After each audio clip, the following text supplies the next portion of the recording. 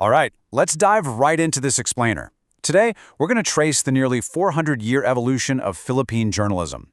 And honestly, it's a fascinating, complex history that really acts like a giant pendulum, just constantly swinging back and forth between strict state control and vibrant press freedom.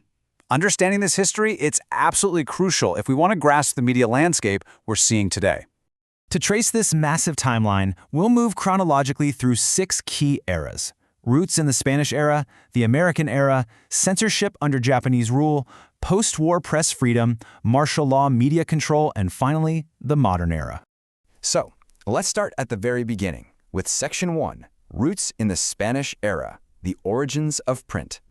The story actually begins incredibly early, way back in 1637, long before printing was common in much of the world. Tomas Pinpin, who is known as the father of Filipino printing, printed Successos Felices. Now, the evolution was definitely a slow burn. It took until 1811 for Del Superior Gobierno to appear, and then 1846 for La Esperanza, which was the very first daily newspaper in the country. But as we reach the end of the 1800s, the momentum shifts dramatically. Towards the end of the 19th century, that pendulum swung heavily toward liberation. Papers like La Solidaridad, Ang Kalayaan, El Heraldo, and La Independencia weren't just passively reporting the news. No, they were active weapons fueling the push for Philippine independence. Print had literally become a tool for revolution. Moving on to Section 2, the American era of flourishing print industry. In the 1920s and 30s, we see journalism transition from a revolutionary tool into a really powerful business enterprise. Driven by wealthy individuals, these massive newspaper chains were born. Alejandro Roses S.R. built the TVT chain. That stood for Taliba, La Vanguardia, and Tribune, while Senator Vicente Madrigal anchored the DMHM chain with the Philippines Herald. So journalism was now this highly structured, commercialized industry. Which brings us to Section 3, Censorship under Japanese rule. The pendulum swings back. In 1942, the narrative takes a dark turn, and the pendulum swung aggressively back to state control. The Imperial Army enforced strict censorship. Remember those massive, flourishing newspaper chains from the American era we just talked about? Well, they were commandeered, stripped of their independence, and entirely repurposed into a propaganda machine purely for the benefit of the Japanese state. Next up is Section 4, Post-War Press Freedom, Liberation, and Watchdogs.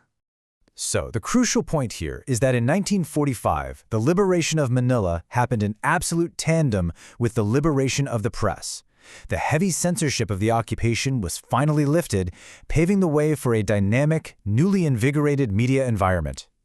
And you know, this environment was globally recognized.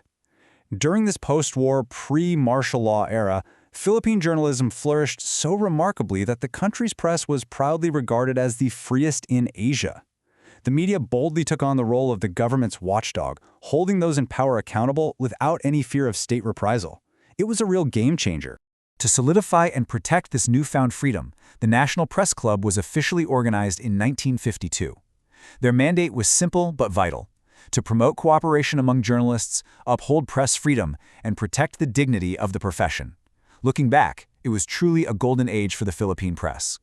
But things change, as we'll see in Section 5, Martial Law Media Control, Silence and Seizures. That golden age of the post-war watchdog, it was instantly shattered in 1972. The Marcos administration issued Presidential Decree No. 36, explicitly canceling the franchises and permits of all privately owned mass media facilities. Just like that, the independent press was silenced, and the government took total control of communications.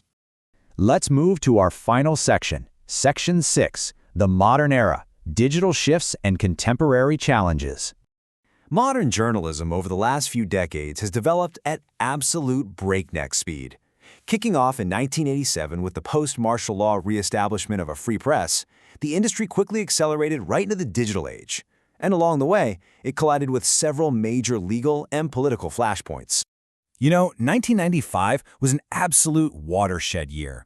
When the Philippine government acquired a permanent public internet connection, the Manila Times immediately seized the technology, ushering in the country's era of online journalism. To match this massive tech boom, the Philippine Press Institute was re-established and a formal code of ethics was formulated to maintain professional standards. But sticking strictly to the facts, the modern era has also faced heavily documented challenges and tragedies. In 2009, the Maguindanao mass killings tragically resulted in the deaths of 32 journalists, which ultimately culminated in a 2022 guilty verdict for the Ampatons. This era is also defined by massive institutional transitions, most notably the 2020 shutdown of ABS-CBN's broadcast operations and the subsequent awarding of that exact frequency to Manny Villar's AMBS in 2022. And just like that, it brings us to the end of our timeline.